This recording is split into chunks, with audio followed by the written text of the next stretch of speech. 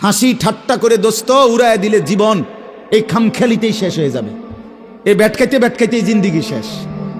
অসংখ্য অপদার্থ এই মোবাইল টিপতে টিপতে হায়াত শেষ। তোমার এই দিয়া দুনিয়ার কামও হইতো না, আখেরাতের কামও হইতো না। তুমি এই বইয়ে বইয়ে মোবাইলে টিপবা আর মানুষের বেডি চাইবা, উলঙ্গ ছবি, নর্তকীর নাচ, জিনা ব্যভিচারের দৃশ্য, আর মুতে ধরলে একখান দিয়ে মুইতা দাও। আর কি জিন্দিগি? সালাস বাদ কতটি খাওন আর হুত্তা লাও, খালাস। এরকম অপদার্থকে দিয়ে দুনিয়াও কিছু হয় না, আখেরাতের কিছু হয় না।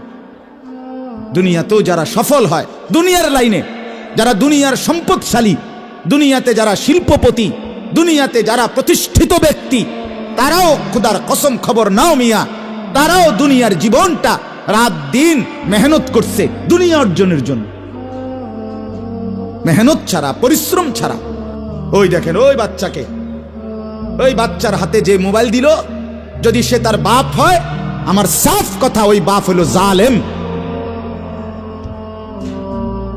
সাফ জালেম। যে মা তার বাচ্চার হাতে মোবাইল দেয় আর নিজে সাজনের জন্য, নিজে টেলিভিশন দেখার সুবিধার্থে, নিজের সাজগোজ করার জন্য বাচ্চাটার হাতে মোবাইল দিয়ে দিছে, তুই গেমস খেল, তুই মোবাইল টিপ, আমি সাজতেছি নাচতেছি, তাইলে ওই মা একেবারে অপদার্থ মা, জালেম মা। সাথে সাথে যে বাপ তার সন্তানকে মোবাইল তুলে দিছে, ওই বাবার চাইতে ওই সন্তানের বড় দুশ্মন আর কেউ হইতে পারে না। খামখেয়ালির এক জিন্দিগি আমরা মনে করছি তামাশা, জিন্দিগি আমরা তামসা বানায় দিছি। মাসুম বাচ্চাও মোবাইল টিপে, বাহ, বাপ মা ফুর্তি করে, দেখে, রং চায়, বইয়ে বইয়ে মনে যেন চিপস খায়। আহা, অসংখ্য ফ্যামিলি তাদের বাচ্চাকে ঘুম পাড়ায় মোবাইল দেখায় দেখায়, নাস্তা খাওয়ায় মোবাইল দেখায় দেখায়, ভাত খাওয়ায় মোবাইল দেখতে দেবো, আব্বু খাও, তোমাকে দেখতে দিব। আশ্চর্য, তার নামে ফেলে দেব, বিনিময়ে ভাত খাও। কি বুঝাইতে চাচ্ছেন? আস্তাগফিরুল্লাহ। যুগ যুগ ধরে পৃথিবীতে এই পেছনের এই মুরব্বী, এই বয়স্ক মানুষগুলো, ওনারা সব ছোটবেলায় বড় হয়েছে মোবাইল টিপতে টিপতে, নাকি চাচা বলেন আপনারা? তো আপনাদের মা বাপ ছিল না, আপনাদেরকে বড় করে নাই, এখন আর এই আহ্লাদ কোত্থেকে আসলো? এই আহ্লাদ এখন কোত্থেকে আসলো? বাচ্চা কাঁদে, বাচ্চা কাঁদতে কাঁদতে মরে যায় না। কোনো বাচ্চা কাঁদলে মরে না, কিছুক্ষণ পরে থেমে যায়, ঠিক কিনা বলেন? 2 বার কাঁদবে, 10 বার কাঁদবে, 50 বার কাঁদছে, এক সময় সে শিখে বুঝে নেয় যে আমার এটা দিত না, আমার এটা দিত না, তখন সে ভিন্নভাবেই বেড়ে ওঠে, বেড়ে ওঠে। আল্লাহ আমাদেরকে বুঝ দান করেন। এজন্য আমি বললাম, আমার বাপ, হায়াত কাজে লাগান, জিন্দিগি কাজে লাগান, সময়টা কাজে লাগান। খোদার কসম বাপ, আমিও আপনিও একবারের জন্যই পৃথিবীতে আসছি। এই রাত একবারই আসছে, আর আসবে না। এই দিন একবারই আসছে, আর আসবে না। আজকের 5 ফেব্রুয়ারি 2024 পৃথিবীর ইতিহাসে আর কোনো দিন আসবে না। আসবে না। আগামী সোমবার হবে, কিন্তু সেটা 5 তারিখ না। আগামী সোমবার কি 5 ফেব্রুয়ারি 2024? সেটা হইতে পারে 12 ফেব্রুয়ারি। এই একবার তাফসীরের মধ্যে আমরা পড়ছি, ইমাম ইবনু রাজব হাম্বলি রহমতুল্লাহ আলাই তার কিতাবের মধ্যে লিখছেন, প্রতিটা দিন, খেয়াল করে শুনেন, প্রত্যেকটা দিন দুনিয়াবাসীকে ডেকে বলে, হে দুনিয়াবাসী, আমি শুধু আজকের জন্যই, একবারের জন্যই পৃথিবীতে এসেছি, কিয়ামত পর্যন্ত আর আসবো না। হে দুনিয়াবাসী, আমারে নষ্ট করো না, বরবাদ করো না, আমারে কাজে লাগাও। এরপরে তাফসীরে আমরা পড়ছি, সন্ধ্যা যখন হয়, সন্ধ্যা মানে মাগরিবের ওয়াক্তে দিন শেষ হয়ে যায় না? কথা বলেন না? সূর্য যখন ডুবে যায় তখন রাত শুরু হয়, ঠিক কিনা বলেন? এই সন্ধ্যার আগে আগে দুনিয়াকে আবারও এই দিনটা, আজকের দিনটা, এটা আবার চিৎকার করে পৃথিবীবাসীকে বলে যে, হে দুনিয়াবাসী, আমি তো শেষ হয়ে যাচ্ছি, একটু নেক আমল করে আমার একটু কাজে লাগাও না। ফজর গেল, জোহর গেল, আসর চলে গেল, একটা সেজদাও দিলা না, আমি বুঝি এমনিই তোমার জীবন থেকে বিফলে হারিয়ে যেত, আমি বুঝি এমনি এমনি হারাই যেত। আহা কি করল, আহা কি করল। এভাবে প্রতিটা রাত পৃথিবীবাসীকে ডেকে বলে, হে দুনিয়াবাসী, আমি একবারের জন্যই এসেছি, আর আসবো না কোনোদিন। তোমরা আমারে নষ্ট করো না, কাজে লাগাও। ফজর হওয়ার আগে, সুবহে সাদিকের আগে আগে রাত্রটা আবার ডেকে বলে, আহা দুনিয়াবাসী, আমি তো চলে যাচ্ছি, শেষ হয়ে যাচ্ছি, আমারে কি কাজে লাগাইবা না? সেজদা তাইলে দিবা না? আমার মনিবের জন্য একটা গোলামি করবা না? এভাবে রাত সারাটা রাত ঘুমে ঘুমে মোবাইল টিপতে টিপতে, নর্তকীর ছবি দেখতে দেখতে, নাচ গান উলঙ্গ দৃশ্য দেখতে দেখতে শেষ করে দিলা। আল্লাহ আমাদেরকে বুঝ দান করেন। আমার বাপ, আমার ভাই, আজকে আমি আপনাদের সামনে কোরআনুল কারীমের 9টা আয়াত ধারাবাহিক পড়ছি।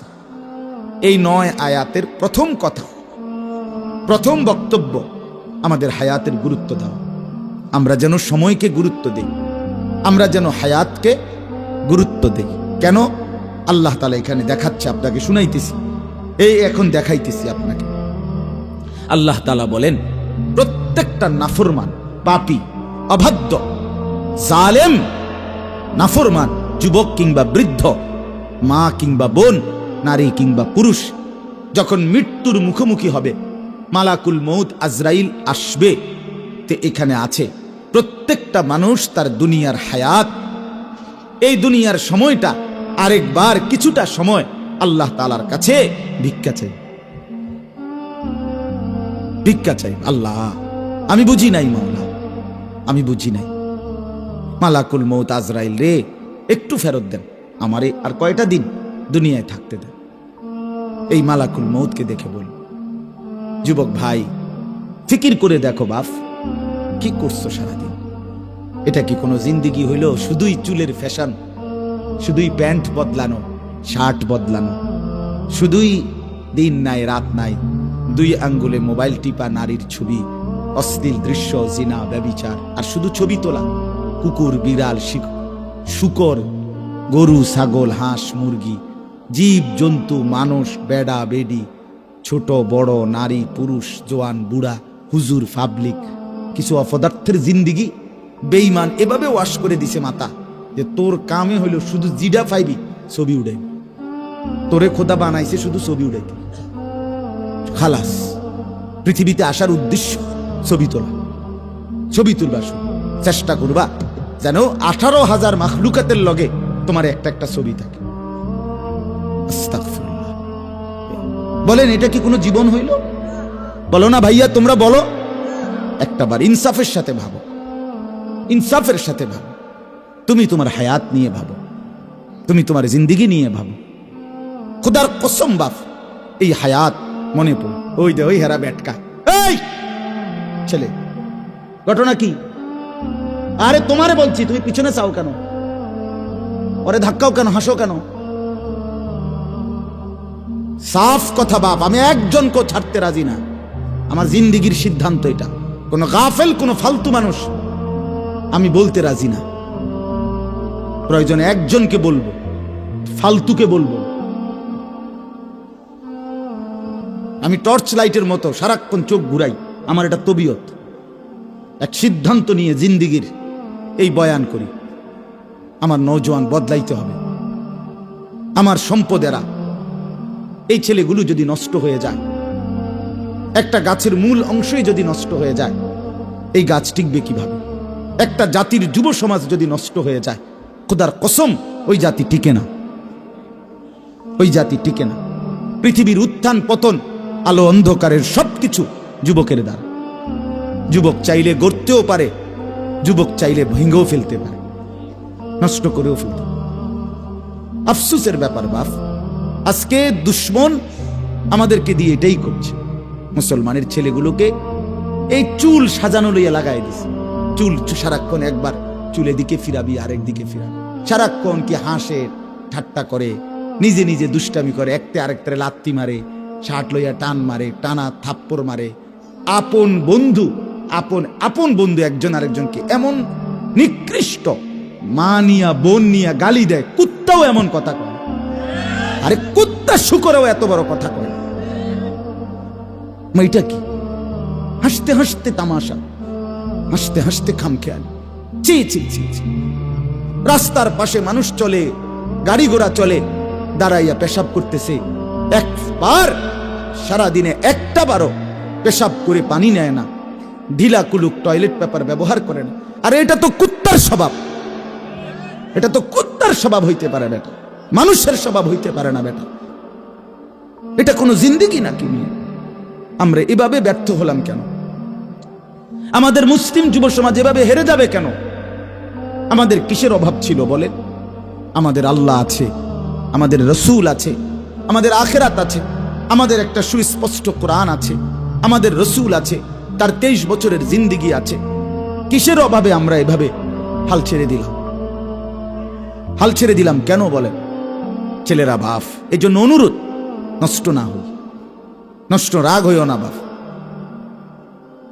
আপন করে বলার কেউ নাই, সবাই তুম করে ছেড়ে দিস, বাপেও বলে না, মাও বলে না, এই সমাজের মানুষগুলোও বলে না, মনে করে ফুলাইন যে যা মনে করে চলো।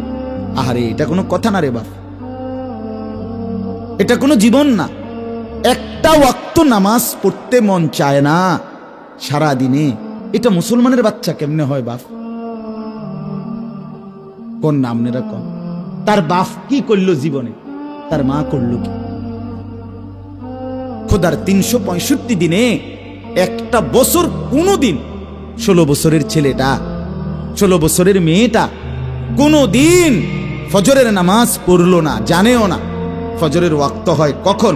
আচ্ছা, মুসলমানের ঘরে এত বড় অসভ্য কেমনে ঘুমায়? এই মা বাপ করছেটা কি? এদের জীবনের সার্থকতা কি? খাট পালং আর সোফা ফার্নিচার